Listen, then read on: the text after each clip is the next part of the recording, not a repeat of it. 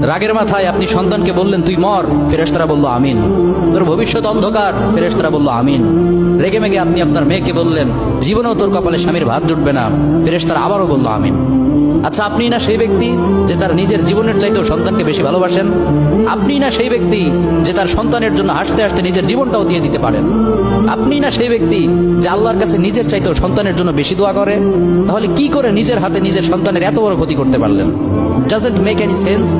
Common sense বলতে কিচ্ছু নাই আপনাদের? আপনারা কি জানেন না আপনাদের রাগের মাথায় বদদোয়া করাগুলো ফেরেশতারা আমিন বলে? দাওয়াতুল ওয়ালিদ আলা ওয়ালাদিহি, বাবা মা তার সন্তানের জন্য যেই দোয়া করে সেটা ভালো হোক কিংবা বদদোয়া হোক, আল্লাহ সেটাই কবুল করে নেয়। এজন্য খবরদার, নেভার কার্স ইউর চিলড্রেন। রাগের মাথায় কখনো সন্তানকে অভিশাপ করবেন না। খুব বেশি রাগ উঠে গেলে তার জন্য উল্টা ভালো দোয়া করেন। কাবা শরীফের একজন ইমাম আছে, ইমাম আল কালবানি। তার মায়ের যখন প্রচন্ড পরিমাণে রাগ উঠে যেত, সে তার ছোট্ট সন্তানের জন্য দোয়া করে বলতো আল্লাহ তোরে কাবা শরীফের ইমাম বানাক। আল্লাহ ঠিকই তার দোয়া কবুল করেছে। এজন্য খুব বেশি রাগ উঠলে ভালো দোয়া করেন। আপনার সন্তানকে বললেন আল্লাহ তোরে হেদায়েত করুক, আল্লাহ তোরে আরো